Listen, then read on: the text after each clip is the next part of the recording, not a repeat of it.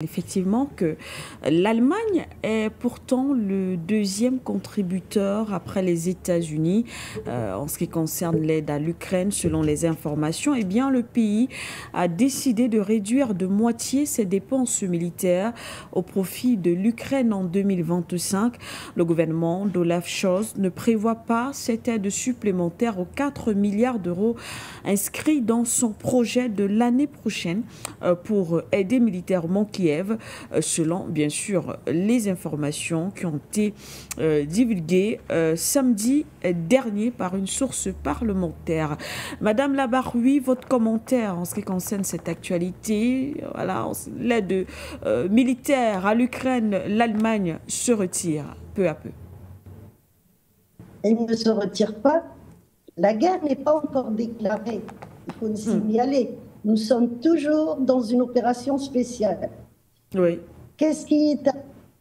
Monsieur Poutine, il y a un an, est sorti pour nous dire il y en a pour 10 ans. C'est l'homme des services secrets, c'est l'homme qui a des données et c'est un homme qui a un objectif. Mais les Occidentaux aussi ont un objectif. Oui. L'annonce qui a été faite par les Allemands ne dit pas tout.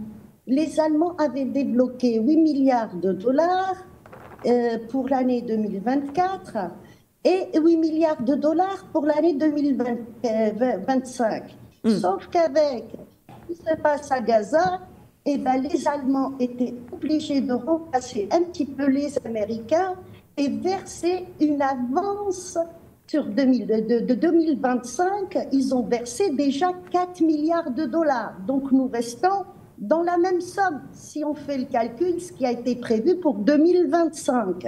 Les Allemands qui disent nous allons réduire de moitié pour l'année 2025.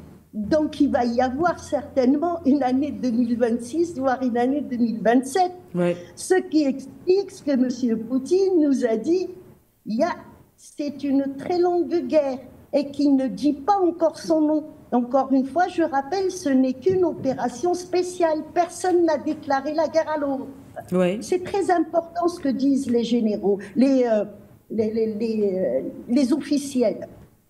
Avant-hier, il y a un général-major américain qui a fait une annonce qui était très très courte, mais très pertinente et très importante.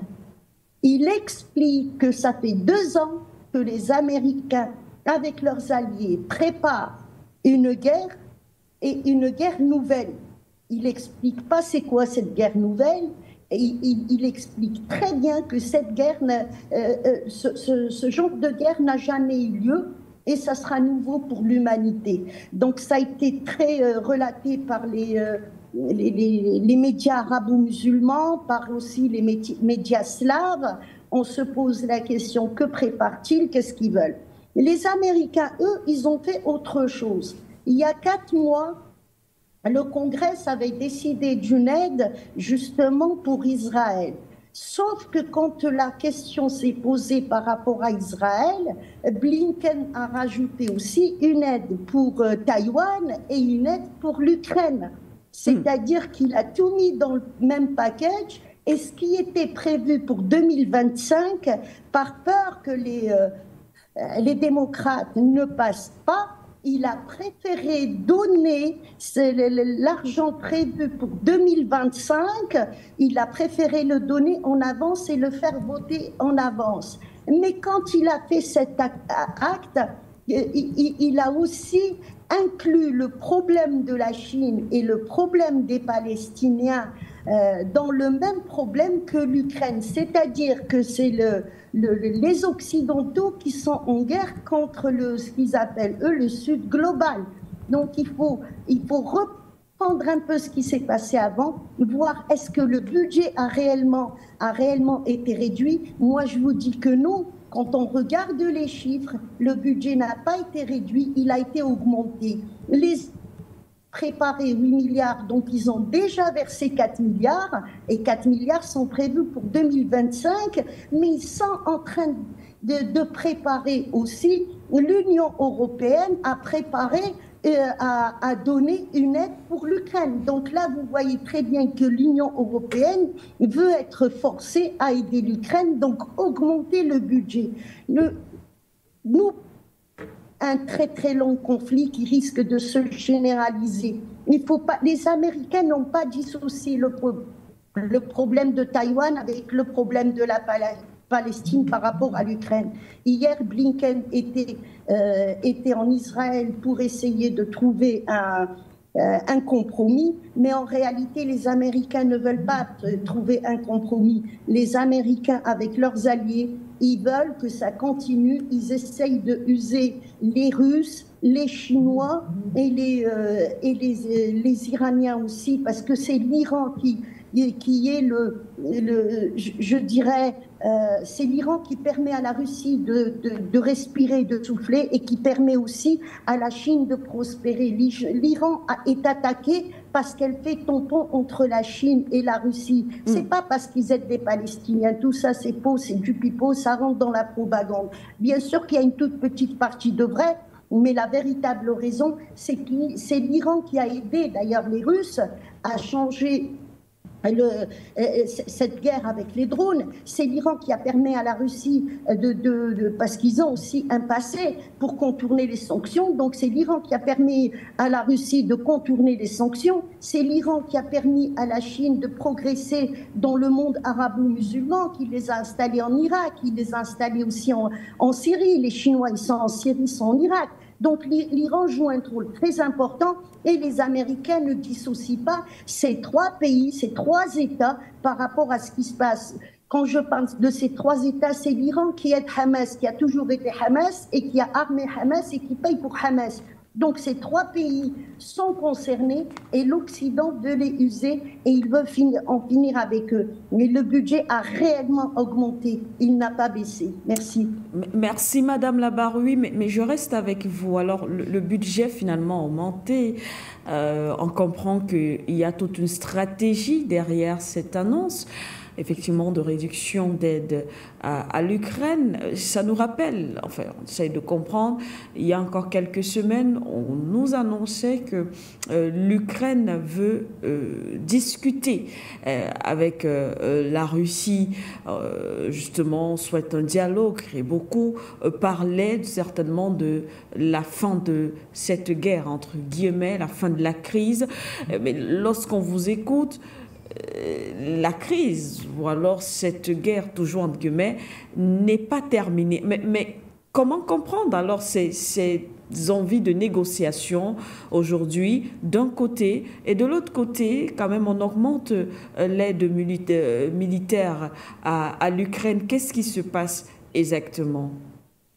Vous savez, dans la politique américaine, c'est de rentrer dans des négociations à ne plus en finir.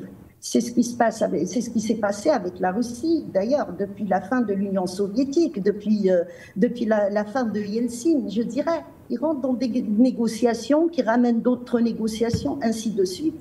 On retrouve ce problème aussi avec les Palestiniens quand il y a eu les accords de Oslo. On signe les accords, après on négocie pour le reste. Eh bien, ça fait depuis 1993 que les Palestiniens négocient. Ils négocient un État palestinien, ils négocient une libération du peuple palestinien, ils négocient aussi de pouvoir gérer leurs propres problèmes, et ça n'en finit plus. Ça, c'est la politique Kissinger depuis 1975, quand il a pris le poste de ministre des Affaires étrangères. Il avait proposé justement, lui qui était un agent de la CIA, il avait proposé à la CIA une feuille de route. Au lieu de régler un problème, eh ben, on l'englobe et on tient les ficelles. Et comme ça, les États-Unis restent maîtres de la situation. On ne règle pas le problème parce que ça nous arrange. Il faut qu'il y ait des conflits. Et à partir de là, les Américains, qui étaient déjà des créateurs de conflits, des fabricants de guerre, ont augmenté de la cadence. Donc, s'ils sont en négociation avec la Russie et ils continuent à faire des coups d'État, ils continuent à faire des manœuvres pas très catholiques, et bien comment voulez-vous que les choses s'arrangent? Les Américains ne partent pas pour régler un conflit, c'est une règle, c'est un choix de l'État profond américain, ce que je viens de dire depuis 1975, et ils continuent à le faire. Tout le reste, c'est de la poudre aux yeux, c'est pour nous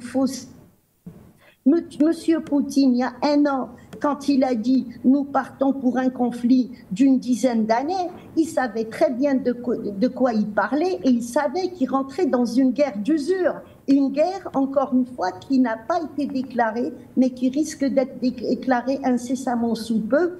Et le problème ne se réglera pas en Ukraine. Le problème se réglera en Afrique et au Moyen-Orient, à Gaza exactement. C'est là où le problème va se régler. Il y a aussi une autre chose qui est passée inaperçue, c'est que depuis 4-5 jours, les Chinois aident les Russes, mais avec des militaires. Ils ont envoyé des soldats en Russie. Et si vraiment les Américains, posez-vous cette question, si les Américains avaient l'intention de régler les problèmes et de passer à la négociation, eh bien, pourquoi ils pousseraient Zelensky à envoyer tout un régiment côté Russie? Ils ont attaqué vraiment la Russie, mais c'est pour propager la guerre. Ce n'est pas pour réduire ou ce n'est pas pour rentrer dans des négociations. Là, vous avez vraiment le tableau devant vous. On est en train d'attaquer les Russes sur des terres russes, alors qu'à côté de ça, on parle de réduire, on parle de passer aux négociations.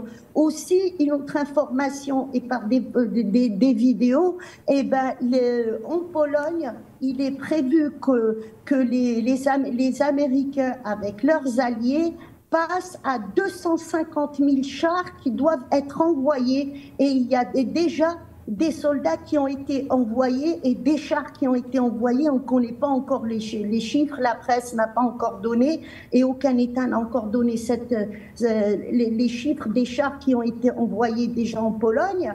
D'où l'intervention du président de la Biélorussie hier qui est sorti pour dire les Occidentaux ne veulent pas s'arrêter, ils continuent à agresser la Russie et à un moment ou à un autre, nous aussi on sera attaqués et là on est obligé de répondre et de s'allier militairement avec les Russes. Donc quand vous avez des officiels comme ça qui parlent, c'est qu'il y a quelque chose qui n'est pas clair et ce qui n'est pas clair ce sont les annonces. Si vous ne savez pas ce qui s'est passé il y a quelque temps, vous ne pouvez pas comprendre. Celui qui n'a pas suivi le dossier d'aide des Américains envers Israël, Taïwan et l'Ukraine, il va comprendre qu'ils ont réduit alors que nous, l'argent a déjà été donné et il a déjà été voté, il a déjà été transféré. Donc, on va passer à une autre cadence qui est plus importante et plus grave à mon avis, puisque les Américains, encore une fois, sont en train de nous préparer 250 000